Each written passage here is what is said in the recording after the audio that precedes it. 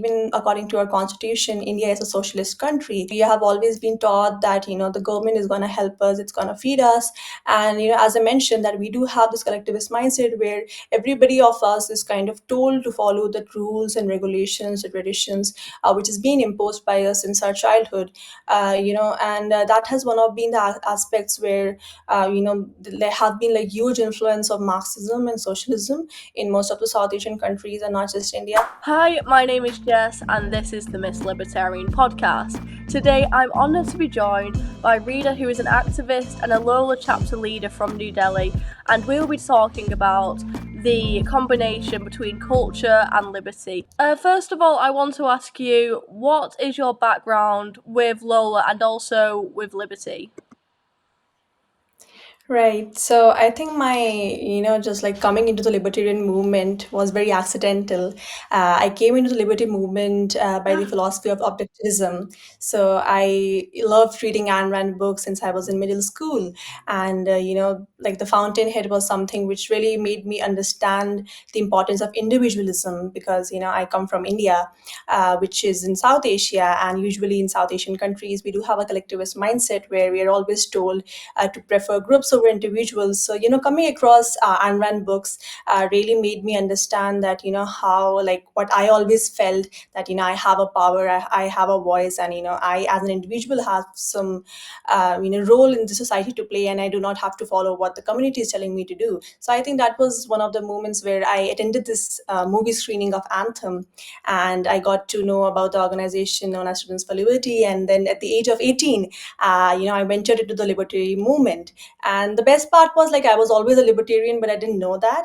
Eventually, when I got across the classical liberal values and read more about like how liberty actually kind of came across a philosophy and ideology which was something very close to my heart. And then yes, eventually my journey into liberty movement made me come across a lot of organizations, individuals, and I became a Prometheus Fellow, which was in collaboration with Prometheus Foundation, where we eventually started understanding the philosophy of objectivism, as well as understanding that how liberty can actually be a great way of like in whatever career you are, of how you can be a better advocate for freedom through your career. And then eventually I came across LOLA, which was definitely the organization which I would say is a home, and where I felt that I felt really welcomed because it was like a community of women libertarian leaders. And then definitely many other organizations where I kind of collaborated with, and in some way or the other they helped me understand the ideas of liberty. So I think that when I told my family members, or in my society, libertarianism is a very alien concept. So when the first time when I told them, everybody said like, "Are you sure? Is it okay for you?" And I think it's a cult. So that is something which I always tell to people, like libertarianism is so alien here that people think it's a cult. And then eventually, I think I'm very happy to be part of this cult. And yeah, I think I found a family and people I really feel very connected with. That's really fantastic. Could you be able to give more of an explanation of the source of culture and politics in India and how India reacts to liberty? What's the government like there? Right. So basically, libertarianism is something which, again, as I mentioned, is definitely not a very it's not something which attracts the majority. And one of the major reasons is that, even according to our constitution, India is a socialist country. And, we have always been taught that, the government is going to help us, it's going to feed us. And, as I mentioned, that we do have this collectivist mindset where everybody of us is kind of told to follow the rules and regulations, the traditions, which is being imposed by us since our childhood. And that has one of been the aspects where there have been like huge influence of Marxism and socialism in most of the South Asian countries and not just India. And I think that libertarianism is something which comes across as rebellion.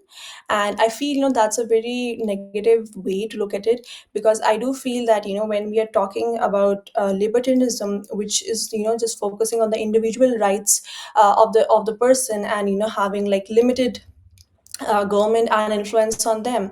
I think that is something which should come in a government where they say, like, India is the largest democracy in the world, but we still do see that in the end of the day, the government is taking decisions for the people. So I do feel that there is still uh, like long way to go for India as well as other South Asian countries to embrace the ideals of libertarianism. And the first aspect to to go into it, like into my like my own journey of coming into libertarianism, I felt that especially in the South Asian context, we have like a very minority of libertarians.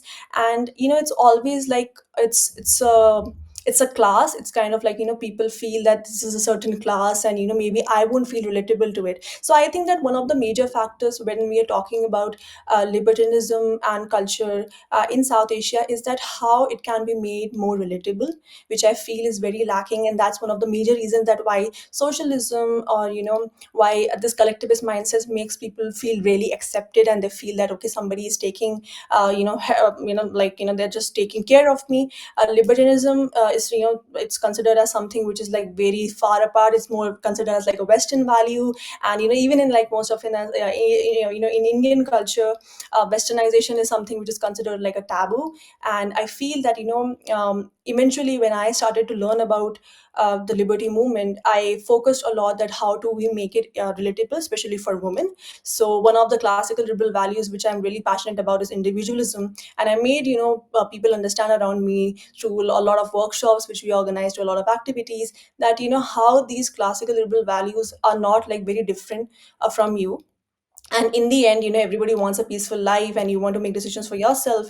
And like, who doesn't want to just live as a person who can just take decisions for themselves. And in our society, women are considered as someone who is always dependent on somebody. It's like it's always in a very inferior sense. And I feel that there have been times where when they understood the ideologies of libertarianism in a very basic manner, with a very easy language, where we are not throwing them the books of Rothbard, and we're not throwing them names of Milton Friedman, because that's like just scares people away in the very starting stages. So when you take, like, when we're talking about free markets, we're using the terms livelihoods, and we're not using those fancy terms. I think in that aspect it has really helped promote the liberty movement in India as well as in other South Asian countries. And I think making it as relatable as possible, where people are able to identify themselves with it. And that's what helped me come into the movement and then become the advocate for freedom. I feel that that is one thing which we're working on, and definitely it's getting better and better. So I have really high hopes for the future. That's really great. That's such a great answer. One thing that I would love to like focus on, because I'm not educated in it myself, was India's relation with like women's freedom and how women are treated in the culture. What's that like? Is it a very like traditionally conservative country, or is there more progress made with that? Right. So I think that, one thing, whenever we think about culture and individual rights, they just always feel like, they won't go hand in hand. But I do feel that a lot of times when we're talking about culture, culture is a very static thing, it just keeps changing and changing. So as I mentioned that, like if we compare to India from, like 1990 to today in 2024, then I feel that there has been like a great change, and the culture is changing. And eventually, like if we see for example, like today we see more increase of women in leadership roles. We are seeing the increase of women in being the decision makers, where there actually has to be plans or strategies created for women empowerment. For example, like in even in politics, now we have like reservation for women in the Indian Parliament and in many other aspects. So I do feel that with the passage of time, India has definitely seen a great growth of a women representation. And eventually, the culture aspect of it, this was mostly made from a very patriarchal mindset, because India again is like so diverse. We have like different religions, ethnicities. So basically it has become like such a struggle, because we need to keep keep everyone together, and then we always have this notion of being unity in diversity. So I do feel that with the passage of time, India did come to this scenario where each and everybody of us did understand at one point of time that when you're considering yourself as the largest democracy of the world, where you're becoming one of the most developing nations in South Asia, then I feel that it's very much important to have women as a decision makers in those aspects.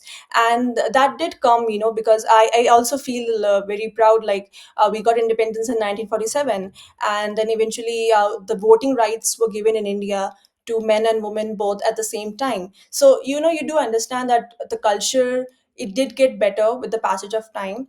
And what was the most important aspect was that how we did not kind of that one of the most difficult things which I see, and that where the conflict comes, is where we try to detach culture with individual rights, because especially like in the South Asian context, culture is a very important thing, and it binds people. So I think what really helped in India as well as in other South Asian nations is that we had a very constructive dialogue amongst communities, where the government as well as the other people of different groups, they were able to have those dialogues without insulting the culture of other ethnicities or religions, because that's where the conflict happens. So in a way, if you start respecting each other's culture without like defaming them, and eventually not bringing this university like universal concept of cultural rights, because that really irks a lot of people, because everybody feels that their culture is the best, and that's what they have been taught always. And I think that one of the major conflict which comes especially in a collectivist society is when we are always taught that the liberal values and the ideas will come from the Western world, and that is something which you need to adopt, and then that creates a lot of conflict. So I think that what India and other South Asian countries really became better with was that they were able to identify ways where they can respect each other's culture, and then eventually come to this conclusion that you need to be respectful and then include women, where because and talking about individual rights, it doesn't have to be different, where we are just favoring men, but also include women in decision making. So I think when we started including women in decision making, it really helped bring a lot of difference. And yeah, I think those dialogues, those respectful dialogues, really does matter. And not just like making someone feel inferior because you do not come from a Western society, or making them feel as a third world country. I think when we try to focus on having those constructive dialogues, it really helped to progress. I think one thing that's incredibly interesting is, and I'm not sure how it's perceived in countries like India, but I think there's a backlash from conservatives nowadays in the West, like Matt Walsh or Louise Perry in the UK, and they see the effects of progressivism. I myself consider myself more of a conservative person, and obviously of libertarianism. There's people among the spectrum of. Like there's some people who consider themselves very socially liberal, there's some people who consider themselves very socially conservative.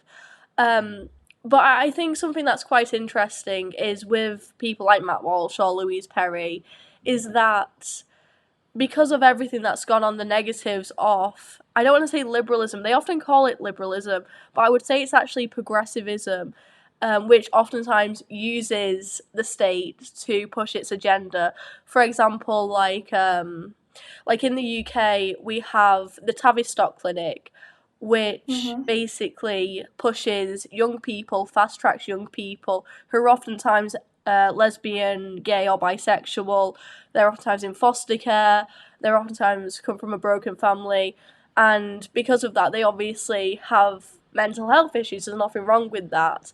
But the Tavistock Clinic says the issues you're having must mean that you're trans, so they fast track these young people onto puberty blockers. And I think that's a massive part of it. Same like in the UK, we have this lobby group called Mermaids or Stonewall.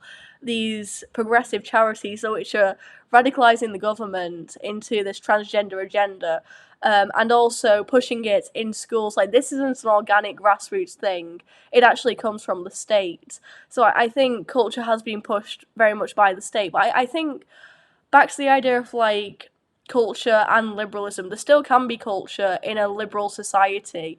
I think you can still be a conservative in a liberal society. It just means you can't enforce your values on other people. You know, you can still believe that, you know, homosexuality is a sin if you want to. It just means that you can't enforce that value onto anyone else.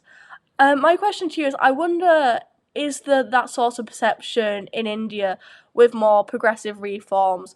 If you know, if the government like liberalizes a bit more, will they turn into like what the West is becoming? Is there that fear? Right. So I think that, there has definitely been a lot of concerns where, the thing which you mentioned we have seen a very similar aspect in India.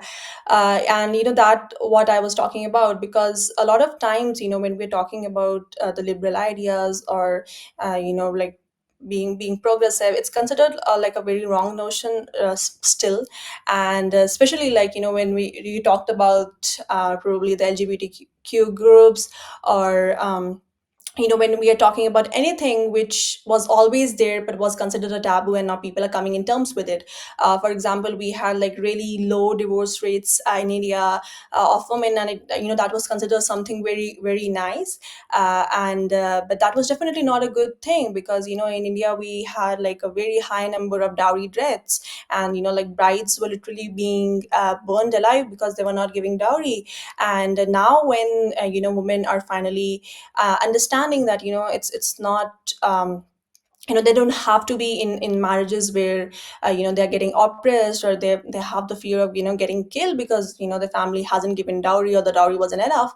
They're divorcing, or if they're in unhappy marriages, and that is considered something which is like a very western value, and that's something which the government or like the society in general, or the cultural aspect, has taken in a very wrong notion, like so I do feel that when we are talking about being a conservative in a society where we might find something which is not okay with me. For example, in many religious contexts, being gay or a lesbian is considered something which is not okay. And I think that's totally fine to have it to yourself. But I feel that one very important aspect when we talk about liberty, is that you do not cause harm to anybody. So we always have the harm principle, where we do understand that it's like, as long as it's not causing harm to anybody, to doing anything is fine. So it might be absolutely okay that maybe I am not comfortable with the idea of being a gay or a lesbian, but it doesn't make me like it doesn't make give me the right to cause harm to somebody who is gay, and probably do not like cause any kind of harm to them. So I feel that one of the very important aspects which I came across to navigate through conversations like this was to the let and live principle. So it's just like as long as I'm not harming you, you don't harm me. So even though if I have like conservative ideas, I can still be okay, okay, and keep it to myself, and do not like cause harm to others. So I do feel that there is also a very cultural aspect of demeaning people, defaming people. There is a lot of worth given to a woman's identity on the base of what the society thinks of her, and that results into a lot of depression, results into a lot of women losing their self-worth.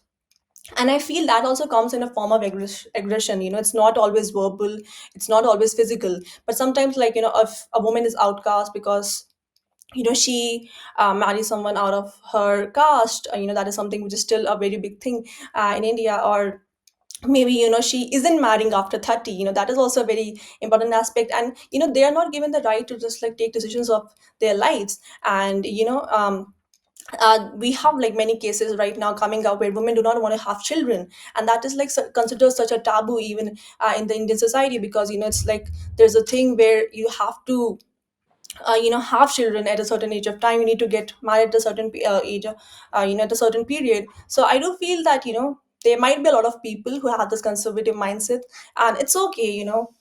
You can keep it to yourself. You might not agree with the decisions or the rights of people, but I do feel that even in a society where both the sides can coexist together is that how you can keep your opinions to yourself and not create harm to someone. So for example, if somebody is not getting married after 30, you probably do not outcast her from the society, or do not do mean remarks or do harm, physically or emotionally. So I think, yeah, we can definitely coexist in the society by not like harming others, and as long as we do follow the harm principle, I think everything can coexist very well, and there might be lesser chances of conflict.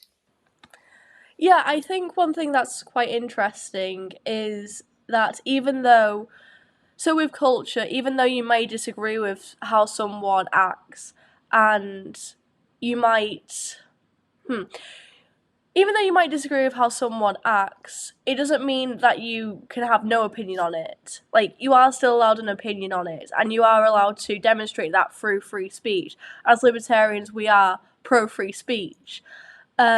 And I think that that's a big thing as well. Like, I think if your arguments can't hold up in the battle of ideas, then you need to like check your arguments again.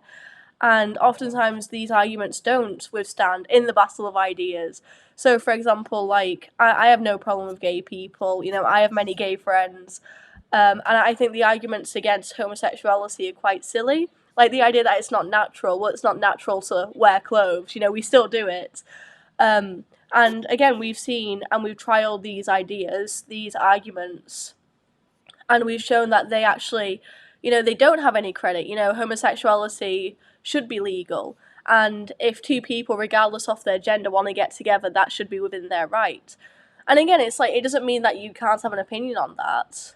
And if you want to demonstrate that through like writing an article or simply saying to that person or boycotting a brand like we saw with the Dylan Mulvaney Bud Light boycott situation, where Dylan Mulvaney, who's this trans TikTok influencer, they did a partnership with many major brands like Bud Light and Maybelline. With the makeup brands, it's a bit different considering women were the consumers and women are more likely to be pro LGBTQ plus.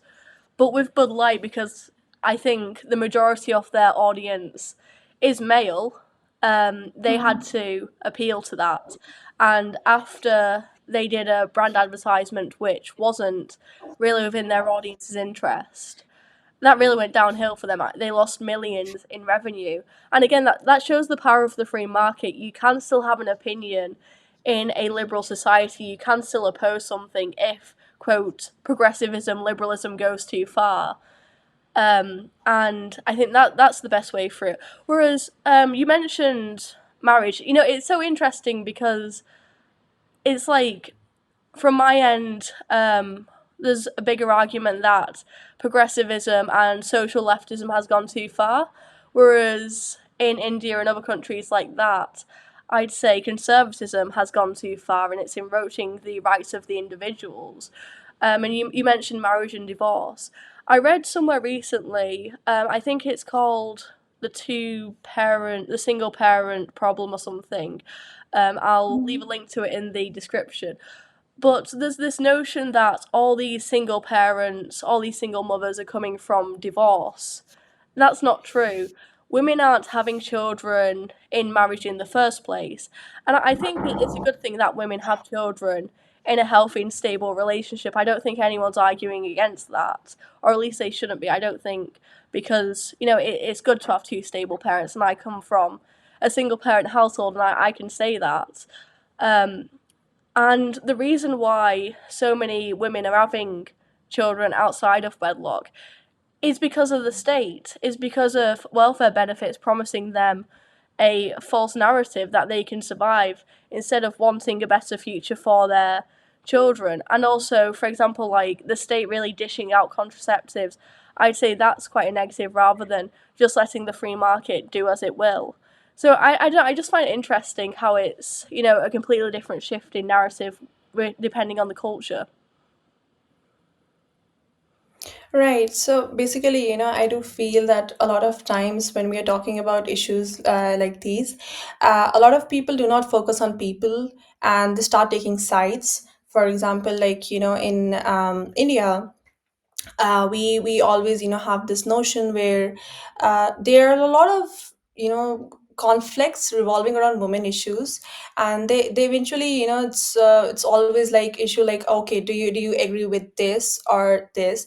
For example, like, as I mentioned, live-in relationships, that is something which is not so common in India, but now it's eventually becoming, and a lot of people are finding it a way better way to kind of adopt with, because we in our, most of the South Asian context, we had arranged marriages, which was like, your families will pick up your spouse, and then you're just like marrying an absolute stranger. So that was going on since ages, and as I mentioned, this was our culture. But then as culture is static, with passage of time, people did understand that, this is something which was probably not the best way to pick up your partner. And then eventually, again, as our elders say, the Western society corrupted the young mind, and then, people started coming into live-in relationships. And a lot of, especially, women who are in part of those relationships, if that doesn't work out, the whole society kind of, they just outcast them. Or even if everything goes well, it's kind of hidden from the family, and it's still a very big taboo in the Indian society. And a lot of people will pick up the sides, and they'll be like, okay, so should we like the partners in the women partners in the live-in relationships, should they get rights or not? And this is like two sides which people would pick. So eventually, our government came up with this, where the live-in relationship partners, the female partners, they would get rights as a wife should get. And eventually, I did understand that in a lot of contexts, the centralization of power, and the nation states, these are actually, kind of the issue. So, in the end of the day, we should stand for the people and what they believe in and what their rights are, rather than, getting mingled into the politics. And eventually I see that a lot of people, they just do not understand that the politics which goes behind it is actually kind of, very complex, which a lot of people do not understand. And mostly, like, coming from a society where we have more emphasis on emotions than, rationality and logic. Because I do feel that, growing up, I saw that there was a lot of lack of rationality in many aspects. And I think even right now, we do understand that a lot of people will just go into, blind faith of, creating this kind of like role models for themselves. And there is this ingrained socialism in our blood, and there's a lot of impact of Marxism. And then we will eventually, kind of find somebody to help us, and not understand that, we are the ones who can actually create change. So I do feel that, when we are talking about issues like these, it's very important to understand it from a perspective of a person, and like probably keeping yourself in that shoes, and not just like having the government as your savior. So yeah, I think in situations like these, it's always very important to not probably create groups and then choose that, I'm on this side and on that side, but probably having, a neutral mindset without any bias, and then eventually going ahead with that. Yeah. What would you say are the three main issues, the three main maybe policies that you would like to change or you would like more focus on in India to do with the culture and how to make that more liberal? Right. So I think that, India does, in our constitution, we are written as a secular country, and definitely it's, we are also named as a, socialist country. But I feel that, many three really important aspects which really we need to work upon. And, this year we have our elections, and there's a lot of things going on. And in many parts of the world, we are having the elections, and I do not see something like a future, like, what happened in Argentina.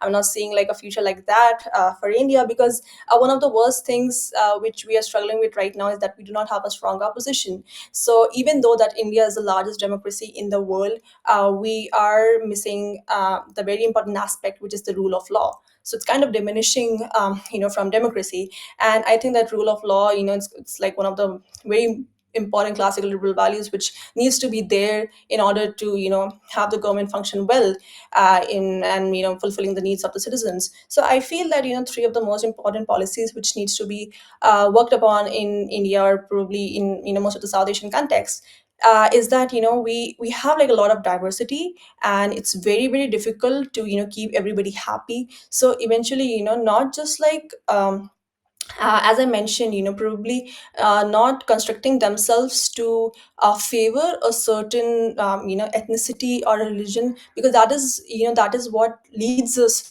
to authoritarianism, or like having a totalitarian regime. And that's probably what's happening, because it's like if we are defaming the other cultures, people, they just start getting intervened in politics of religion, caste. And caste system has been very relevant in India since ages, and we are trying to kind of still we are facing issues with that. So I think that one of the very important aspects is that when we are talking about that how secular is being mentioned in the constitution, we do stick to that, where we have these dialogues amongst the communities, and the cultural liberty is should very much be given importance, because I feel that individual liberty could not be kind of attained if we do not have the cultural liberty. So I feel that it's very important to respect all those cultures, and then eventually have that great representation, so that it doesn't go haywire. Otherwise it's gonna be like a civil war, and it doesn't give a good future, because eventually everybody has to be together. And then India is also having the largest population in the world, so you can only imagine that how chaotic it can get, considering we have so much differences in our language, like food and everything. So I think one thing is like kind of being uniform with the policies, which does not favor, or which does not like create bias towards any certain religion. For example, in one of our states, we kind of just we mentioned that we will not have a certain religious group practice their symbols in public, and that was targeted to a certain religion, and that showed that the government wasn't favoring the minorities. If you take the example of US, they cannot never mention that you're not allowed to wear a certain religious symbol,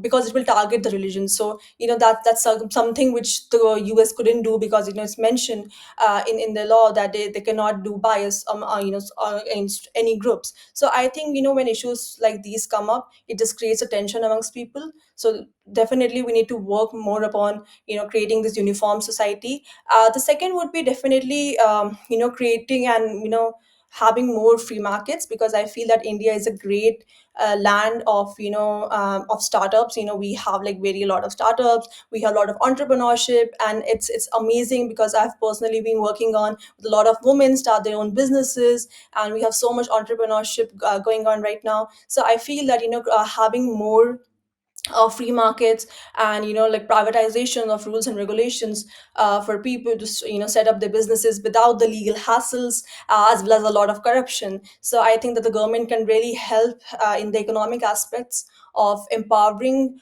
people, and which will really just help a lot of women, because a lot of women they are just struggling to make end meet, so they do not even have the rights or power to go against the males in the family. So when they start their own business, and I've had this experience where I was working with the government, and I was helping women start their own businesses, giving them trainings.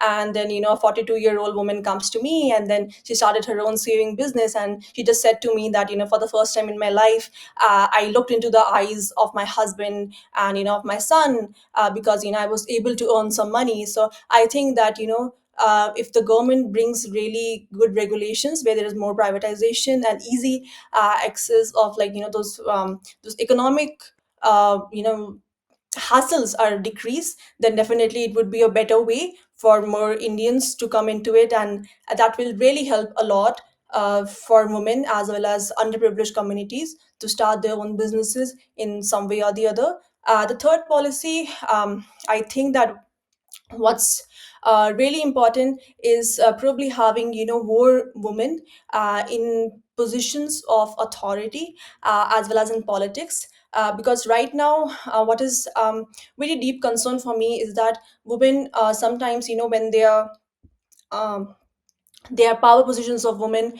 A lot of them, they are being shown as diversity hires, or if there are some, like there are some programs which are being made for women, a lot of people in the authority would be men themselves. So if it's like a panel which is creating a program for women or a policy for women, it will consist of a lot of male members, which I think doesn't work. Or if they'll, even if they'll keep women, it would be just like, it will be just for the paper, and they wouldn't have like a good say into the policies. So I do feel that when we are hiring women in politics as well as in other roles, like for example, a lot of women, they do graduation, they do education, but they eventually do not go into the job market. So the education is not translating into jobs, which is a very big concern, because women aren't feeling safe. Women do not have the individual liberty to rise, they to raise their opinions, because again that cultural aspect comes through. Because if you talk too much, you are an outcast and you do not belong to the society. So I feel that women shouldn't be just like diversity hires, or shouldn't just be for the positions on the paper, but actually be there, and their decisions should be included. If only then a country can progress, especially in a country like India, because we have this saying which goes, since our childhood we have been hearing, that if we teach a man, we teach an individual, but if we teach a woman, we are teaching a whole family. So I feel that especially in our culture, woman is somebody who is actually binds the family, and the whole world revolves around her, and she's responsible for a lot of things. So I think that when we are just educating her, it's very much important to bring her out into, like, where she feels safe, and she doesn't feel oppressed by other people in her surroundings. And so that we just do not have those roles and positions for women just for the sake of it, but they actually have a say, and whatever opinions they are putting in, they are going into decision making process, not just for the namesake, but for the actual effects which could be seen in the society. That's such a great answer. And it kind of ties into my final question, on which I sort of wanted to ask you, what's the importance of your LOLA chapter within your country, within your region, and just in general? Why do you think LOLA is so important? And what are the key things which you've discussed that women who have probably some inclinations towards liberty, maybe they don't call themselves libertarians, they sort of relate to you, what would you say to them to try and get them into your LOLA chapter, and why would you say that's so important? Right. So I think that, Lola is definitely an organization which not just like India needs, but I think the most of the South Asia needs. And we did struggle a lot, when we was trying to set up Lola in Asia. I heard from my colleagues who were associated with Lola way before than me. And they told that one of the major reasons that why people did not want to associate with Lola was they always had this notion that it probably might be dangerous for them, and because it's talking about limited government and your own rights, and it's talking something which is again like not favoring socialism. And even for me, like I come from New Delhi. I'm leading the Lola New Delhi chapter, and there was a lot of apprehension of girls joining the chapter. They were so excited by the idea, and one of the girls, she comes up to me and she says that I'm not sure if I want to be the part of the Lola chapter. And I was like, why is that so? And then she's like, probably I want to work for the government one day, and I want to be a civil servant. And let me tell you, like, the government jobs are considered very prestigious in India, and everybody's like vying for it, and they really want to work for the government. And she was like, I'm not sure if being part of a libertarian organization like Lola, it might affect my chance of becoming a civil servant.